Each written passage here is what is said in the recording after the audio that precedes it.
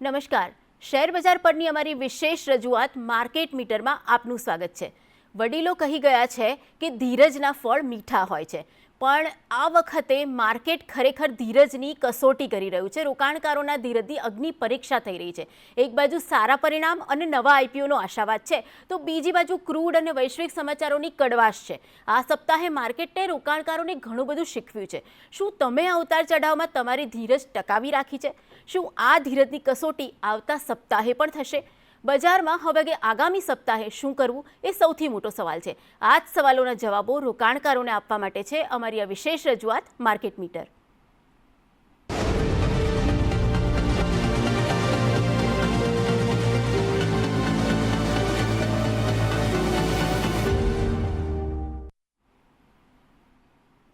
ભારતીય શેરબજારમાં ગત સપ્તાહે સમાચારોની અસરથી ઉતાર ચઢાવ જોવા મળ્યા। આમ સાપ્તાહિક રીતે જોઈએ તો આંકડાઓ કહે છે કે બજાર અગાઉના સપ્તાહ કરતાં આ સપ્તાહે વધીને બંધ આવ્યું છે, પણ સવાલ એ છે કે આવા બજારમાં રોકાણકારોએ શું કરવું, ક્યાં પૈસા રોકવા, કયા સેક્ટર્સ અને શેર્સ પર નજર રાખવી, આ તમામ વિશે આજના શોમાં અમે વાત કરીશું અને સાથે જ માર્કેટ એક્સપર્ટ પાસેથી પણ આપણે ટિપ્સ લઈશું અને આવનારા જે સપ્તાહ છે એને લઈને એમનું શું પ્રિડિક્શન છે, કઈ તરફ માર્કેટ આગળ વધશે, એ તમામ વિશે વાત કરીશું અને એના માટે આગળ વધીએ વીકલી માર્કેટ બ્લાસ્ટમાં।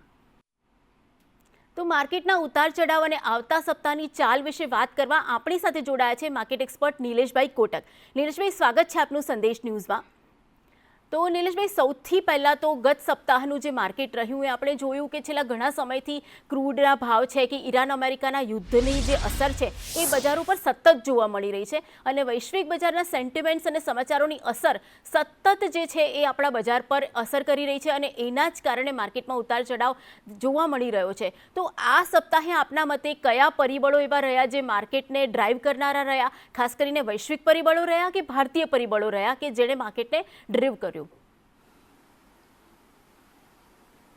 જો સૌથી પહેલાં તો અત્યારે આપણા ત્યાં રિઝલ્ટ સેશન્સ ચાલી રહ્યા છે, એટલે બધી કંપનીઓના પરિણામો આવી રહ્યા છે અને પરિણામોના કારણે પણ આપણું બજાર જે છે એમાં એક મૂવમેન્ટ જોવાઈ હતી।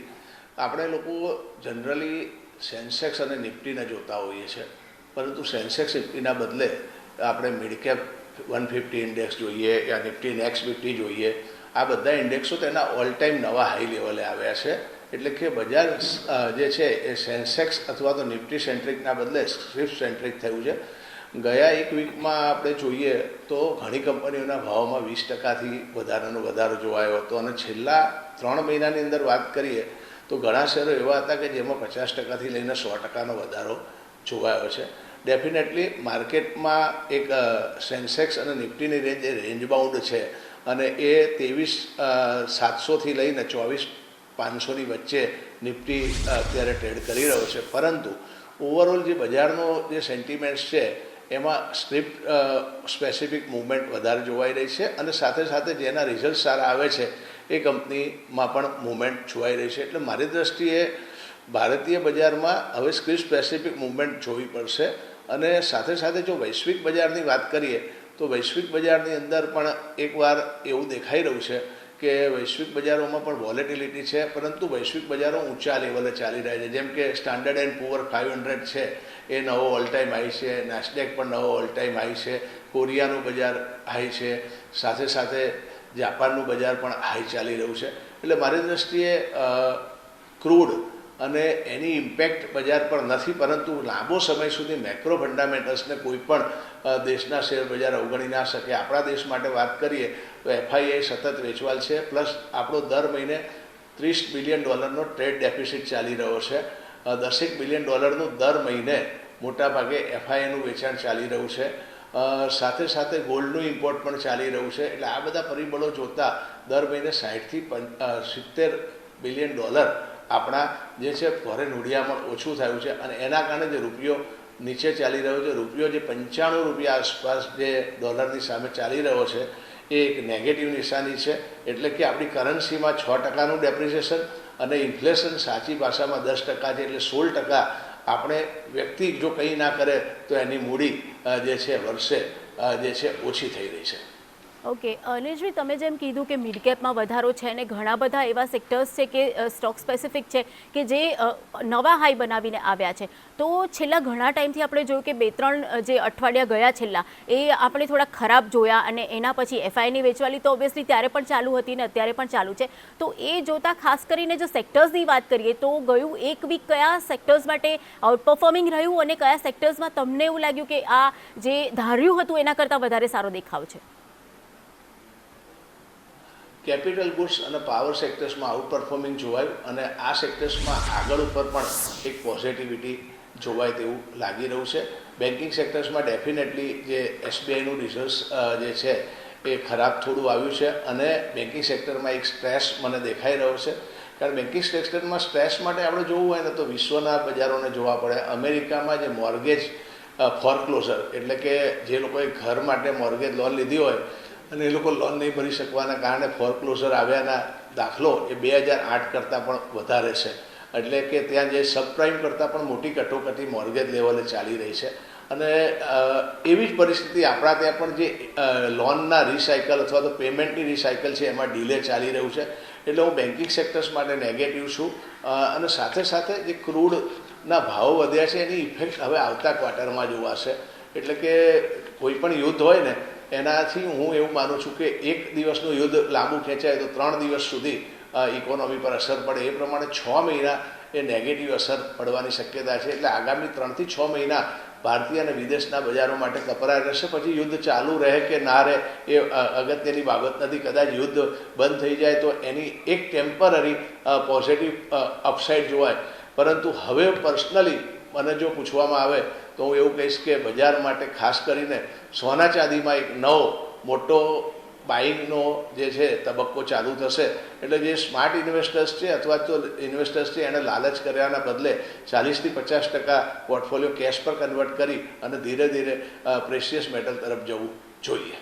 ઓકે, તો રોકાણકારો માટે એક ખાસ સારી ટિપ્સ કહી શકાય કે ભાઈ સોનામાં જો અત્યારે પ્રેશિયસ મેટલ્સમાં અત્યારે રોકાણ કરવું હોય તો એક સારો તબક્કો છે. નિલેશભાઈ, બીજી એક વાત છે કે સેબીના જે નવા નિયમો છે એના કારણે ડેરિવેટિવ્સ માર્કેટના વોલ્યુમ પર પણ અસર પડી રહી છે.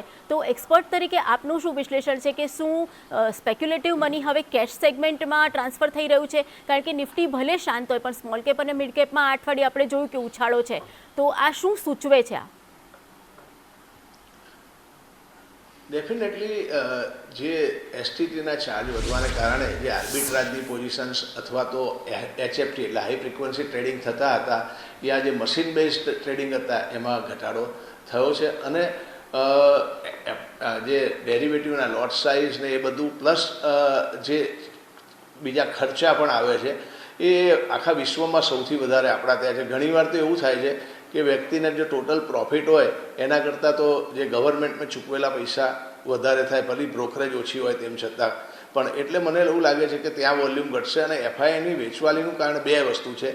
એક તો એફઆઈઆઈની વેચવાલીનું કારણ એ છે કે સતત આપણો રૂપિયો નબળો પડી રહ્યો છે. અને બીજું આપણા ત્યાં જે ટેક્સના દરો છે લોંગ ટર્મમાં 12.5% અને શોર્ટ ટર્મમાં 20% પ્લસ જે ચાર્જિસ છે એ સૌથી વધારે ઊંચા છે. અને ભલે અત્યારે ઇન્ડેક્સને નિફ્ટી આ લેવલે હોય પણ આપણો હજી પીઈ રેશિયો 19 થી 22ની વચ્ચે ચાલી રહ્યો છે. જ્યારે કોરિયા, જાપાન ને એ બધા લોકો 5 થી 10ના પીઈ મલ્ટિપલે ચાલી રહ્યા છે. અને બીજું જે છે કે જે એનું ફેર વેલ્યુએશન્સ કરતાં ઓછા ભાવે મળતા શેરોની સંખ્યા આપણા ત્યાં ઘણી ઓછી છે. જ્યારે એવા શેરોની સંખ્યા બીજા વિદેશી બજારો તાઇવાન છે, જાપાન છે, કોરિયામાં વધારે છે. એટલે એફઆઈઆઈના મની તો એ બજાર પર જઈ રહ્યા છે. અને આપણા બજારમાં પણ જે અત્યારે ઇક્વિટી એક્ટિવિટી ચાલી રહી છે એમાં શોર્ટ ટર્મ એક્ટિવિટીમાં જ ભાગ લેવો. કારણ કે આગળ ઉપરનો સમય ખરાબ લાગી રહ્યો છે. કારણ મેક્રો ફંડામેન્ટલ્સ એ ખૂબ જ આપણા ખરાબ થઈ રહ્યા છે. ઓકે, તો નિલેશભાઈ, શેર માર્કેટની વાત આપણે આગળ પણ વધારીએ પણ એ પહેલાં શેરબજારની સાથે સાથે હવે વાત કરીએ આ સપ્તાહના ઉતાર ચઢાવમાં તમારા ખિસ્સા પર કેવી અસર પડી એને લઈને. તો લગ્નગાળાની સિઝનમાં સૌથી વધુ અસર જેના પર થતી હોય છે એ છે સોનું અને ચાંદી. સોના ચાંદીની વાત કરીએ તો સોના ચાંદીની કિંમતોમાં આ સપ્તાહે વોલેટિલિટી જોવા મળી અને ત્યારબાદ સોનામાં અને ચાંદીમાં બંનેમાં આ સપ્તાહ તેજી સાથે બંધ આવ્યું. સોનાએ સપ્તાહની શરૂઆત સ્થાનિક બજારોમાં જો આપણે જોઈએ તો 1,52,000ની સપાટીએ કરી હતી. એને લગભગ ગત સપ્તાહની આસપાસનો જે ભાવ કહી શકાય. ત્યારબાદ 2 દિવસ સોનાનો ભાવ છે જે આપણે વાત કરી રહ્યા છીએ અમદાવાદના બજારોની, તો એ જ સપાટી રહ્યો હતો અને ત્યારબાદ સોનામાં પાછો ઉછાળો આવ્યો અને સોનાનો ભાવ લગભગ 1,55,000 અને પછી 1,56,000 થઈ ગયા. ખાસ કરીને ક્રૂડની કિંમતો $100 પાર પહોંચી ગઈ અને એના કારણે જે મોંઘવારી વધવાની આશાએ સોનામાં રોકાણ વધ્યું. વળી વિશ્વની ફેડરલ બેન્કો સોનાની ખરીદી વધારી રહી છે, એની અસર પણ સોનાની માંગ પર વધી રહી છે અને એના ભાવ વધ્યા છે. નિષ્ણાતો માને છે કે સોનાની કિંમતોમાં આગામી દિવસોમાં મોટો વધારો જોવા મળી શકે છે અને એની સાથે જ જો ચાંદીની વાત કરીએ તો ચાંદીમાં પણ 5 દિવસમાં ₹10,000નો ભાવ વધારો આ સપ્તાહે જોવા મળ્યો છે. ચાંદીએ સપ્તાહની શરૂઆત લગભગ 2,42,000 પ્રતિ કિલોના દરથી કરી હતી અને સપ્તાહના અંતે ચાંદીના ભાવ 1 કિલોએ વધીને 2,52,000 પર આવી ગયા. ચાંદીમાં પણ રોકાણ અને ઔદ્યોગિક માંગ બંને અત્યારે યથાવત છે. આ સપ્તાહે સૌથી વધુ અસર કરનાર જો પરિબળ હોય જેની ગોલ્ડ સિલ્વર પર પણ અસર થાય છે, રૂપિયા ડોલર પર પણ અસર થાય છે અને એ વસ્તુ છે ક્રૂડ તેલ.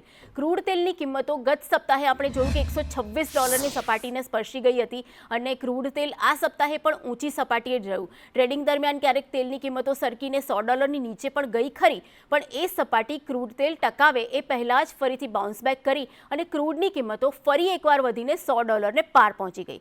જો કે આમ સાપ્તાહિક રીતે જોઈએ તો બ્રેન્ટ ક્રૂડના જે ભાવ છે એ સપ્તાહની શરૂઆતમાં લગભગ $112ની સપાટી હતા, જ્યારે સપ્તાહ પૂર્ણ થયું ત્યારે આ ભાવ ઘટીને $101 પર આવી ગયા. એટલે કે સાપ્તાહિક રીતે જોઈએ તો આમ $11નો ઘટાડો ક્રૂડ તેલના ભાવમાં થયો છે, પણ એમ છતાં ભારતીય શેર બજાર માટે આ પચાવી શકાય એવું સ્તર નથી એવું લગભગ મોટાભાગના લોકો માને છે, કેમ કે ક્રૂડની વધતી મોંઘવારીથી ભારતમાં મોંઘવારીનો દર એટલે કે ફુગાવાનો જે વધારો છે એ થવાનો ખતરો ઊભો થયો છે. જો સરકાર પેટ્રોલ ડીઝલના ભાવ ન વધારે તો પણ બજારમાં ક્રૂડ તેલ જેમાં કાચા માલ તરીકે વપરાતું હોય એ તમામ વસ્તુઓ મોંઘી થતાં મોંઘવારી તો વધવાની જ છે.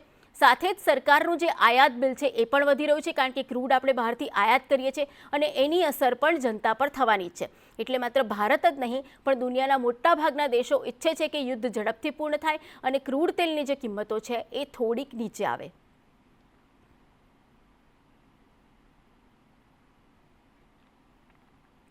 અને હવે વાત કરીએ ભારતીય ચલણ એવા રૂપિયાની, તો રૂપિયાએ આ સપ્તાહે ડોલરની સામે અત્યાર સુધીની ઓલ ટાઈમ લો સપાટી દર્શાવી છે. 95.43ની ઐતિહાસિક નીચી સપાટીને રૂપિયો સ્પર્શીને પરત ફર્યો છે. જો કે રૂપિયો એ સપાટીએ બંધ ના આવ્યો. 5 મેના રોજ આપણે જોઈએ તો ઐતિહાસિક નીચી સપાટીએ ક્લોઝિંગ દર્શાવ્યું અને એ સપાટી હતી ₹95.25. જો કે સપ્તાહના અંતે રૂપિયો સારી મજબૂતી દર્શાવીને 94.47 પર બંધ આવ્યો. રૂપિયો નબળો પડે એટલે એની અસર સામાન્ય જનતા પર થાય જ. આયાતી તમામ વસ્તુઓ મોંઘી બને, વિદેશ યાત્રા પણ મોંઘી બને, વિદેશ ભણવા જવું પણ મોંઘું થાય અને આ બધા નાણાં જનતાના ખિસ્સામાંથી જ જાય. જે વસ્તુઓમાં આયાતી કાચો માલ વપરાતો હોય તે તમામ વસ્તુઓ જે આપણે આયાત કરીએ એ ડોલરમાં આયાત કરીએ અને એને પરિણામે આપણને એ વસ્તુઓ મોંઘી પડે.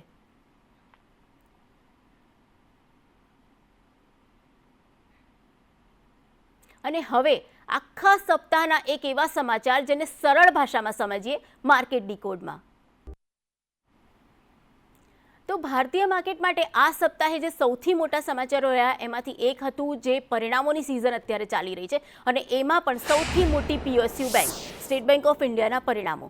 દેશની સૌથી મોટી જાહેર ક્ષેત્રની બેંકના ત્રિમાસિક પરિણામો સારા આવ્યા છતાં તેના શેર્સ તૂટ્યા અને બેંક નિફ્ટીમાં પણ શુક્રવારે ઘટાડો જોવા મળ્યો. ચાલો જાણીએ એનું કારણ અને અર્થ શું છે અને રોકાણકારો ઉપરાંત સામાન્ય જનતાને કઈ રીતે અસર કરે છે. તો સ્ટેટ બેંક ઓફ ઇન્ડિયાના પરિણામો જોઈએ તો બેંકે ચોથા ત્રિમાસિક ગાળામાં 18,000 થી 20,000 કરોડનો ચોખ્ખો નફો દર્શાવ્યો છે. બેંકની લોન પરની વ્યાજની આવક પણ વધી છે, જે બેંકની મુખ્ય તાકાત રહી છે. બેંકની NPA ઘટી છે અને એસેટ ક્વોલિટીમાં પણ સુધારો થયો છે. એમ છતાં શુક્રવારે SBIના શેર્સ ઘટ્યા અને બેંક નિફ્ટીમાં પણ ઘટાડો જોવા મળ્યો. શું છે તેના કારણો એ જાણવાનો પ્રયત્ન કરીએ તો સ્ટેટ બેંક ઓફ ઇન્ડિયાએ તેના ફંડ રેઝિંગ પ્લાન્સની જાહેરાત કરી છે. SBIએ બોન્ડ્સ દ્વારા આશરે $3 અબજ એટલે કે 25,000 કરોડ રૂપિયા એકત્રિત કરવાની મંજૂરી માંગી છે. બજારને ડર છે કે તેનાથી બેંકનો ટૂંકા ગાળાનો ખર્ચ વધી શકે છે.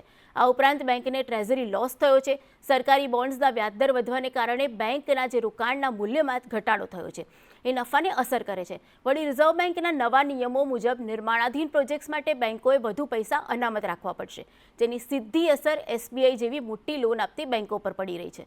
હવે જોઈએ સામાન્ય જનતાને આ સમાચાર કેવી રીતે અસર કરી શકે છે. તો બેંકોની કોસ્ટ ઓફ ફંડ્સ વધી રહી છે અને એના કારણે પર્સનલ લોન, હોમ લોન કે કાર લોનના વ્યાજ દરમાં ઘટાડો થવાની શક્યતા ઊભી થઈ છે. એ શક્યતા ઓછી થઈ છે. જે લોકો ફિક્સ ડિપોઝિટમાં પૈસા રાખે છે એમના માટે સારા સમાચાર છે, કારણ કે બેંકો વધારે ફંડ આકર્ષવા માટે FDને વધુ આકર્ષક રાખશે અને એના કારણે ફિક્સ ડિપોઝિટના વ્યાજ દર ઊંચા રાખી શકે છે, અથવા તો કેટલીક સ્પેશિયલ સ્કીમ્સ એવી ફિક્સ ડિપોઝિટ લાવી શકે છે કે જેમાં આકર્ષક વ્યાજ દર મળે. અને state bank of India market leader હોવાથી બીજી બેંકો પણ એને અનુસરે તો નવાઈ નહીં. બીજી તરફ ડિજિટલ બેન્કિંગનો ઉપયોગ કરતા ગ્રાહકો માટે પણ સારા સમાચાર છે, કારણ કે SBI તેના યોનો પ્લેટફોર્મ પર અપગ્રેડેશન પાછળ મોટો ખર્ચ કરી રહી છે, એટલે કે ગ્રાહકોને વધુ સારી સુવિધા આપશે. હવે જો જોઈએ તો સારો દેખાવ છે, પરિણામો સારા છે, તો પછી બેન્કિંગ શેર્સમાં ઘટાડો કેમ જોવા મળી રહ્યો છે? એનું કારણ એ છે કે અત્યારે પ્રોફિટ બુકિંગનો દોર માર્કેટમાં ચાલી રહ્યો છે. બેંકોએ ગત વર્ષે ખૂબ સારો નફો કર્યો, પરંતુ હવે વ્યાજ દરો ટોચ પર હોવાથી ભવિષ્યમાં નફો વધવાની ગતિ ધીમી પડી શકે છે. એટલે સમાચાર માત્ર એક કંપનીના છે, પણ તે રોકાણકારોથી લઈને સામાન્ય જનતા દરેકને અસર કરે છે. વાત કરી રહ્યા છે માર્કેટ મીટરની, અને હવે વાત કરીએ આવનારા સપ્તાહોના બજારો કેવા રહેશે એના વિશે માર્કેટ મંત્રમાં. આપણી સાથે માર્કેટ એક્સપર્ટ નિલેશભાઈ કોટક જોડાયેલા છે. નિલેશભાઈ, આવતા સપ્તાહની જો વાત કરીએ તો આવતા સપ્તાહે ઘણી બધી વસ્તુઓ આવવાની છે, જેમ કે ત્રિમાસિક પરિણામો તો ચાલી જ રહ્યા છે, સાથે જ આપણા ઇન્ફ્લેશનના ડેટા પણ આવવાના છે, IIPના ડેટા પણ આવવાના છે, અને એની સાથે સાથે IMD કદાચ ચોમાસાનું અનુમાન પણ આવતા સપ્તાહે મૂકી શકે છે કે ચોમાસું કેવું રહેશે. તો આ બધા ફેક્ટર્સને જોતા તમને શું લાગે છે કે આવનારું સપ્તાહ માર્કેટ માટે કેવું રહેશે? હું તો સૌથી પહેલાં માર્કેટ મૂડ ઇન્ડેક્સ જોઉં છું. Market mood index extreme grey ઝોનમાં છે અને બધાને હવે ફોમો એટલે ફિયર ઓફ મિસિંગ આઉટ દેખાઈ રહ્યો છે, એટલે દરેક લોકો અંદર એન્ટર થઈ રહ્યા છે. આ લેવલે આપણે જો જોઈએ કે માર્ચ મહિનાના જે ભાવો હતા એનાથી ઘણી કંપનીઓના ભાવમાં 50%થી વધારો થયો છે. ફંડામેન્ટલ્સમાં કોઈ ફેરફાર નથી થયા, રાધર ફંડામેન્ટલ્સ એ માર્ચ મહિના કરતાં અત્યારે બગડેલા છે. એટલે હું આ જે ફેઝ છે એમાં કહીશ કે બજાર ગમે તે દિશામાં જઈ શકે છે, ઉપર જાય તો પણ વેચવું જોઈએ તેવું લાગે છે. ડેટાની વાત કરીએ તો એક પણ ડેટા જે ઇન્ફ્લેશન્સના ડેટા કે IIPના ડેટા આવે એમાં મને એક જે છે પોઝિટિવ મુવમેન્ટ દેખાતી નથી, અને સાથે સાથે જે ચોમાસું આ વખતે ડ્રાસ્ટિક રીતે ખરાબ રહે તેવું લાગે છે, કારણ વાતાવરણના જે ફેરફારો છે તે જોતા. એટલે આ બધા પરિબળો નેગેટિવ છે, અને જે કંપનીઓના પરિણામો આવવાના બાકી છે એમાં મને નેગેટિવિટી પોઝિટિવના બદલે વધારે દેખાય છે. સાથે સાથે જે આપણે જે બેન્કોના પરિણામ આવે છે એમાં દરેક બેન્કોમાં નેટ ઇન્ટરેસ્ટ માર્જિન જે છે એ ઘટી રહ્યું છે, કોસ્ટ ઓફ ફંડ વધી રહી છે, અને સાથે સાથે બેન્કોના કાસા રેશિયો ઘટી રહ્યા છે, અને લોનોની ડિમાન્ડ વધી રહી છે, સામે ડિપોઝિટ્સ નથી આવી રહી. એટલે બેન્કિંગ સેક્ટર્સ માટે હું સૌથી વધારે નેગેટિવ છું. એટલે બેન્કિંગ સેક્ટર્સમાં દરેક ઉછાળે જે છે પોઝિશન્સ ઓછી કરવી જોઈએ. ઓકે, તો નીરજભાઈ, બેન્કિંગ સેક્ટર વિશે તમે જે કીધું, તો આ જે તમારો જે મત છે એ ઓવરઓલ PSU માટે છે કે બધી જ બેન્કોને આ વસ્તુ લાગુ પડે છે, અને જે પ્રાઇવેટ સેક્ટરની બેંક્સ છે એમાં પણ તમને ઘટાડો દેખાઈ રહ્યો છે? ઓવરઓલ હા, ડેફિનેટલી આ ઓવરઓલ બધા જ હોલ બેન્કિંગ સેક્ટર, પછી પ્રાઇવેટ બેંક હોય કે PSU બેંક, બધા માટે સમાન રહેશે. કારણ બેન્કો માટે જે છે એની રીપેમેન્ટની સાયકલમાં જે છે એ ડીલે થઈ રહ્યો છે, અને આગામી દિવસોમાં પણ ચાલુ રહે તેવું મને લાગી રહ્યું છે. ઓકે, તો બેન્કિંગ સેક્ટરની તમે વાત કરી. આ સિવાય આવનારા સપ્તાહે તમારા મતે કયા એવા સેક્ટર્સ છે કે જેના પર રોકાણકારો ફોકસ રાખી શકે, અથવા તો જે રિસ્ક છે કે એનાથી રોકાણકારોએ દૂર રહેવું જોઈએ આવનારા સપ્તાહ માટે? મને પાવર સેક્ટર્સ અને કેપિટલ્સ ગુડ્સમાં ઉપરના લેવલે નફો બુક કરવો જોઈએ. સાથે સાથે જે બ્રોકિંગ બિઝનેસવાળા કંપનીઓ છે, જેમ કે બ્રોકિંગ બિઝનેસવાળી છે, BSE છે, એન્જલ છે, આનંદ રાઠી છે, કે પછી MCX છે, આ શેરોમાં પણ ભાવ વધી ગયા છે, એટલે બુક કરવો જોઈએ. પાવર સેક્ટર્સમાં પણ નફો બુક કરવો જોઈએ. એક સેક્ટર એવું લાગી રહ્યું છે કે જેમાં એવું છે કે અહીંયાથી એક સારો એવો કદાચ મુવમેન્ટ પોઝિટિવ આવી શકે, દેટ ઇઝ FMCG સેક્ટર્સમાં મને એક પોઝિટિવ મુવમેન્ટ દેખાઈ રહી છે. બાકી અન્યથા દરેક સેક્ટરોમાં ઊંચા લેવલે જે છે એ મને વેચવાલી જોવાય. સાથે સાથે એક ડિફેન્સ સેક્ટર્સમાં પણ ડિફેન્સ સેક્ટર અને રેલવે સેક્ટર્સમાં પણ ગવર્મેન્ટની પાસે હવે નવું ફંડિંગ અથવા તો ઇન્ફ્રાસ્ટ્રક્ચર માટે સ્પેન્ડ કરવા પૈસા ઓછા રહેશે ડ્યુ ટુ જે રૂપિયાની નબળાઈ અને આપણે જે ક્રૂડના બિલને કારણે. તો એ જોતાં આ ડિફેન્સ અને રેલવે સેક્ટર્સમાં પણ જે શેરો ઘણા વધી ગયા છે એમાં પણ નફો બુક કરવો જોઈએ. ઓવરઓલ સમઅપ કરીએ તો મને એવું લાગી રહ્યું છે કે આવતા સપ્તાહમાં પ્રોફિટ બુક કરનારને માટે વધારે સારું રહેશે રાધર નવી ખરીદી કરવા કરતાં. ઓકે, તો હવે રોકાણકારો માટેની સલાહ જોઈએ સ્માર્ટ મનીમાં.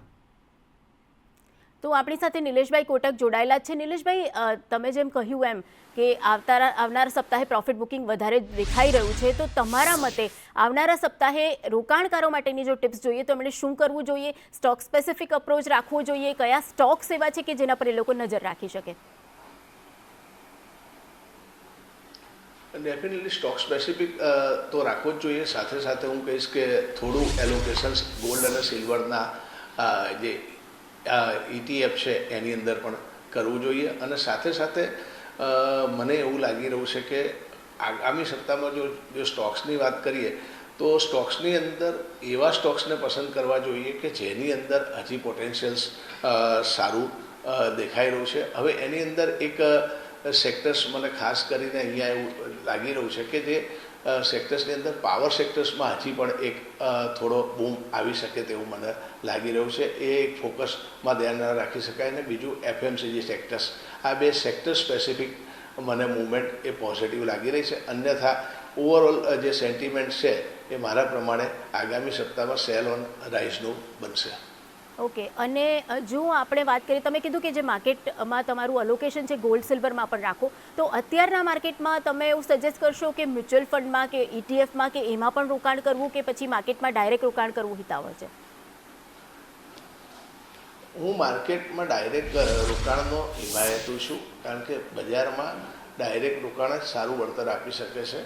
અને ડાયરેક્ટ રોકાણમાં પણ હું ખાસ એવું કહીશ કે જે સારા સ્ટોક્સ હોય એમાં સ્પેસિફિક SIP, જે સ્ટોક SIP કરવી એ વધારે સારી રહેશે. મ્યુચ્યુઅલ ફંડમાં જ્યાં સુધી તમારો પોર્ટફોલિયો એ સિસ્ટમેટિક અને એક છે કે સ્ક્રિપ્ટ સ્પેસિફિક અને મિનિમમ સ્ક્રિપ્ટ સેન્ટ્રિક હોય તો જ સારું રિટર્ન ઓપ્ટિમમ મળે છે. મારા પ્રમાણે જ્યાં સુધી તમારા પોર્ટફોલિયોમાં 10-12 સ્ક્રિપ્ટથી વધારે હશે તો તમે ઓપ્ટિમમ રિટર્ન મેળવી શકશો નહીં. ઘણા એવા મોટા ઇન્વેસ્ટરો, લેજન્ડ ઇન્વેસ્ટર ચાર્લી મંગેટે હતા કે જેમના પોર્ટફોલિયોમાં 4 જ સ્ક્રિપ્ટો હતી. અને આપણા ત્યાં પણ ઘણા ઇન્વેસ્ટરો છે કે જેના પોર્ટફોલિયોમાં 10 કરતાં ઓછી સ્ક્રિપ્ટ છે. મ્યુચ્યુઅલ ફંડમાં કોઈ પણ પોર્ટફોલિયો હોય એમાં 50થી લઈને 100 સ્ક્રિપ્ટ હોય છે. એટલે જ્યારે એટલી મોટી સ્ક્રિપ્ટો હોય ત્યારે એટલા ડાયવર્સિફાઈડ પોર્ટફોલિયોમાં તમારું રિટર્ન છે એ માત્ર ઇન્ફ્લેશનની આજુબાજુ પહોંચે છે, એનાથી વધારે પહોંચતું નથી. એટલે આ સંજોગોમાં specific stock SIP will be the best idea, અને એ કરવાથી વધારે સારો ફાયદો મળી શકે છે. ઓકે નિલેશભાઈ, જતાં જતાં ક્લોઝિંગ કરતાં પહેલાં મારે એક નાનકડા એક વાક્યના જવાબો તમારી પાસેથી જોઈએ છે જે રોકાણકારોને હેલ્પફુલ થઈ શકે. આવતા સપ્તાહે મિડ કેપમાં પ્રોફિટ બુકિંગ કરવું જોઈએ, હા કે ના? ડેફિનેટલી પ્રોફિટ બુકિંગ કરવું જોઈએ. ઓકે, સાથે સાથે આવતા સપ્તાહે લીડ કરનારા સેક્ટર્સ તમારા મતે? લીડ કરનાર સેક્ટર્સની અંદર FMCG અને પાવર સેક્ટર લીડ કરશે. સાથે સાથે હવે અત્યારે હું એમાં બીજું એક વસ્તુ કહીશ કે બાયબેકની ઓપોર્ચ્યુનિટી બહુ જ આવે છે, કારણ બાયબેકના નવા રૂલ્સને પરિણામે અને આગામી 3 મહિનામાં 50 કંપનીના બાયબેક આવશે. એટલે એક સેફ બેટ તરીકે બાયબેક સેન્ટ્રિક શેરો છે જેમ કે વિપ્રો છે, સાયન્ટ લિમિટેડ છે, બજાજ ઓટો છે, આ બધામાં ટેન્ડર બાયબેક છે, એમાં રોકાણકારોએ રોકાણ કરવું જોઈએ. ઓકે, તો નિલેશભાઈ, ઘણી બધી માહિતી તમે આપી અને તમે અમારી સાથે જોડાયા તે બદલ આપનો ખૂબ ખૂબ આભાર. તો રોકાણકારોને પણ સારી એવી ટિપ્સ આમાંથી મળી હશે. અને હવે માર્કેટ અત્યારે જે દિશામાં જઈ રહ્યું છે એ ડામાડોળ સ્થિતિ છે, એટલે રોકાણકારોને પણ એ જ સલાહ નિષ્ણાતોની છે કે જોઈ સમજી વિચારીને રોકાણ કરો અને આગળ વધો. અત્યારે બસ આટલું જ. જોતા રહો સંદેશ ન્યૂઝ.